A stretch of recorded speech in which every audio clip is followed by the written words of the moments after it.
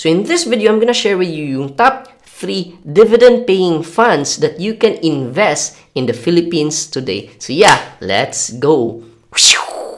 Hi guys, Yupilo here. And if you're someone who wants to start dividend investing pero ayaw mo mamili ng mga individual stocks and you want professional fund managers to do it for you, well, investing in funds will be the best investment for you to get started. These funds may be called mutual funds or tinatawag natin na unit investment trust funds. So in this video, I'm gonna share with you yung top 3 dividend-paying funds that you can invest right now. So let's head over to the laptop and then I'm gonna show you itong top 3 funds that you can get started with. So according to my research, ito yung mga ilan sa mga dividend or income-paying funds here in the Philippines. So as you can see dito, most of them are from Manulife. And of course, yung isa sa mga favorite natin na dividend-paying funds is yung ALFM Global Multi-Asset Income Fund. So if in one of my videos, I actually shared doon na in G-Funds sa GCash, merong 4 na bagong mga funds. So ito yon, ito yung 4. So if you're interested dun sa video na yun, so I'll just put a link down in the description. So ito yung 4 dividend-paying funds inside GCash that you can invest in. At the same time, yung ALFM Global Multi-Asset Income Fund, so sobrang haba ng name, no? Isa din to sa mga favorite fund ko dati. And this is also available inside GCash. However, there's this another fund from Manulife din na hindi siya available in GCash, but it's actually available in DragonFi. So in fact, itong mga funds na to, they're all available in DragonFi. And then, eto naman, this one is available in GCash. Tapos, etong 4 na to are also available in GCash. Meaning, you can invest in these funds through GCash or DragonFi. So, if wala ka pang account in DragonFi, again, I'll just put a link down in the description. You can also create an account in DragonFi if you're interested to invest in these different assets. Now, in my previous video then, I also shared dun yung mga dividend yield nila tsaka yung growth nila since 1 year, 3 years, or since inception, or since nagawa yung fund. So, same thing yung gagawin natin dito.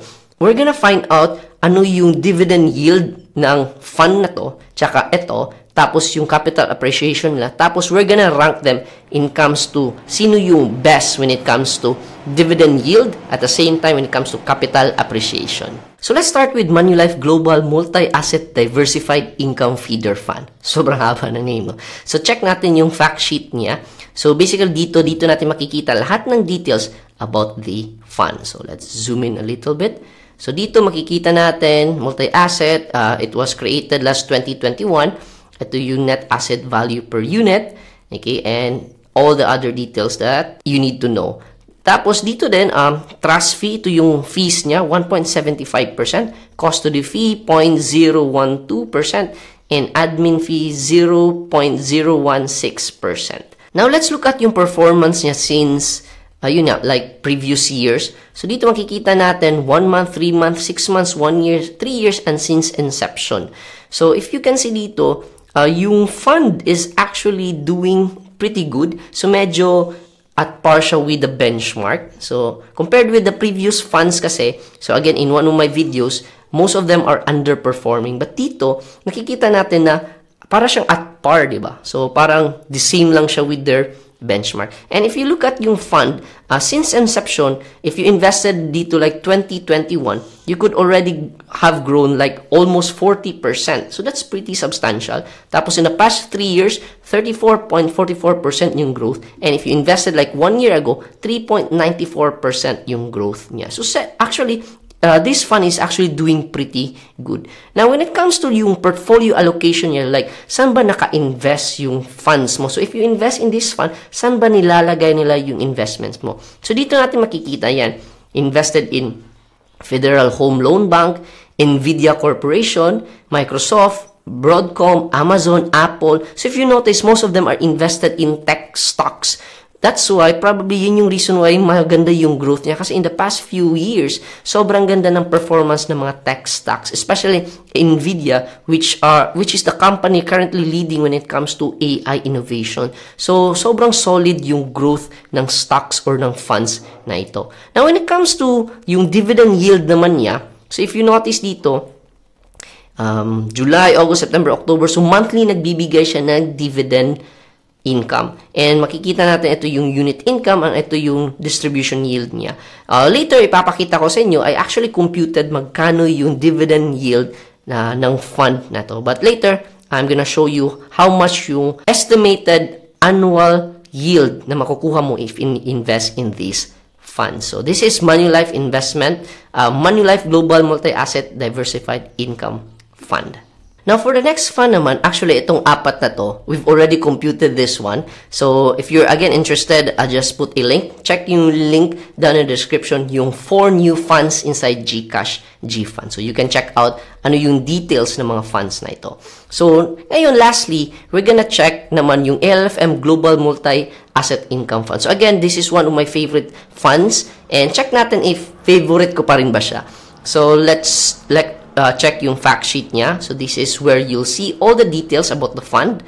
So, if you notice dito, this is as of May 30, 2025. So, hindi kasi medyo updated. Mabilis mag-update sila when it comes to sharing yung fact sheet nila. But basically, dito makikita mo yung, yung classification, yung holding period, and then all the other details that you might want to see. However, what I'm interested to look at is yung performance niya when it comes to capital appreciation. So, if nag-grow ba yung funds. So, if you notice dito, this is the PHP class, and ito naman yung USD class. So, medyo may difference siya kasi, again, different yung peso value compared sa dollar value. But basically, when you look at dito, yung in comes to performance, so check natin yung PHP class. So, kasi again, you can invest via USD or via PHP or peso. However, here in the Philippines, via GCash, you can invest using yung PHP class. So, check natin yung performance niya. So, since inception, if you invested since nagawa yung fund na to, so this fund was created 2019. So, since inception, yung growth niya is 13.26%. Okay? So, medyo hindi gaano kalaki, di ba? So, parang nakastagnate lang. And then, ito naman, 16.59 if you invest 3 years ago, which is a little bit higher. Pero, 1 year ago, so 0.75% lang yung growth niya. So, meaning, parang nag-stagnate lang talaga if you invested 1 year ago. So, when it comes to capital appreciation, medyo hindi siya nag-move. Ngayon, let's look at naman yung in comes to, yung allocation niya. Saan ba ini-invest yung funds ni ALFM? So, dito makikita natin na ito, iShare short duration, iShare high yield, corporate bonds. I think this is corporate bond. And then, this is an index. Ito naman, invested in Microsoft. And then, Microsoft Citigroup, Meta Platform, AstraZeneca. So, compare mo with the previous funds na mostly into tech stocks, ito naman medyo diversified yung investments niya. So, in fact, dito makikita natin na fixed income, asset allocation, 55% are invested in fixed income, which is probably mga bonds. So, that's why mayroon ditong high yield corporate bonds. Ito, I believe this is also another bond. Tapos, equities naman, 41%. Equity, so invested in mga stocks, which is global stocks like Meta Platform, Microsoft. So, dito nila ini-invest yung funds mo. Now, when it comes to dividend yield naman, so dito, dividend yield, so eto pala. So, if you notice, naka-compute na siya with USD class and PHP class, and eto yung average niya na annualized yield. So, nasa around 6% interest per yield. However, I actually computed it and medyo iba yung answer ko. But anyway, later I'm gonna show you yung computation ko. But basically, this is the ALFM Global Multi-Asset Income Fund. When it comes to capital appreciation, medyo hindi siya gumagalaw, nasa break-even lang. And then when it comes to dividend yield naman, medyo decent naman yung dividend yield niya. Nasa around 6% dividend per year. So ngayon, we're gonna compare lahat when it comes to dividend yield and when it comes to capital appreciation. So yeah, this is the moment of truth. Sino ba yung top 3 dividend-paying funds that you can invest in the Philippines today? So, compute natin. Or actually, kinompute ko na. I'm just gonna show it to you. So, dito, So, dito, makikita natin, ito yung net asset value per unit nila. So, ito yung current as of August 12. So, if you can see dito, I've actually gotten yung data nila from Instagram. So, dito, 55.87. So, yan. And then eto, so I actually have to get yung current value niya. So ganon. And then eto example, let's say you invest like 10,000 pesos, magkano ba yung dividends na kikitain mo? So eto yung number of units that you receive. So like yung amount that you invest in 10,000 divided by the value per unit. So, ito yung number of units that you receive. So, in stocks pa, para siyang, ito yung number of shares that you will receive. And then, when it comes to unit income, ito naman, kinuha ko yung average. So, dito, balikan natin yung fact sheet. Dito, if makikita natin, meron siyang unit income dito. So, this is on a monthly basis kasi. So, what I did is, kinuha ko lang yung average para makuha itong unit income in USD. Tapos, kinonvert ko siya to Philippine peso. At basically, ito times the current peso value right now, which is, I believe, 57. So, nandyan. And then, makukuha mo yung income per month. So, makikita natin na if you invest dito, multi-asset diversified income, you'll get 55 pesos per month at 10,000 investment. Ito naman, 28 peso per month. Ito naman is 50.92 peso per month. And then, ito naman 46. And then, ito naman Asia Pacific REIT Fund of Funds. Semi-annual kasi yung income niya. So, kaya 179.88 per semi-annual. While yung ALFM, medyo malaki, 63.60 pesos per month. So, ito pala yung na-confuse ako kasi when it comes to computation, kinompute ko kasi, ito yung average. Okay. So, I'm not sure if may mali ba sa computation ko or baka iba yung values na ginamit nila. If you notice kasi dito, okay. So, ito yung unit dividend in Philippine. And then, ito naman yung cash equivalent. So, if you notice yung cash equivalent, nasa 0.22 lang yung average niya. 0.22 pesos. While, nung kinompute ko siya, this is the average in USD times the current value of the Philippine peso to USD. 0.28. So, sobrang malaki yung difference niya. So, ayun nga, medyo baka may something with the computation I'm using or baka iba yung values na ginamit nila or baka siguro na nag-change lang yung USD value kasi alam naman natin na yung USD to PHP nag-change, nag-fluctuate. However, to make this computation reliable, I use the same formula all throughout sa mga funds na kinompute natin. So, ayun, this is the moment of truth. Magkano ba yung dividend yield nila? So, dito, alright, so, when it comes to dividend yield, so, for Manulife Global Multi-Asset, you'll get 6.71% per annum. So, that's pretty decent. Ito naman sa bond, 3.40%. Ito naman sa Manulife Global Preferred Income Fund, 6.11%. And then, 5.5% for Global REIT Feeder Fund. And then, 3.6% for Asia Pacific REIT Fund of Funds. Now, for the ALFM Global Multi-Asset Income Fund, it's at a staggering 7.63%. So, ayun nga, medyo may duda ako sa computation ko.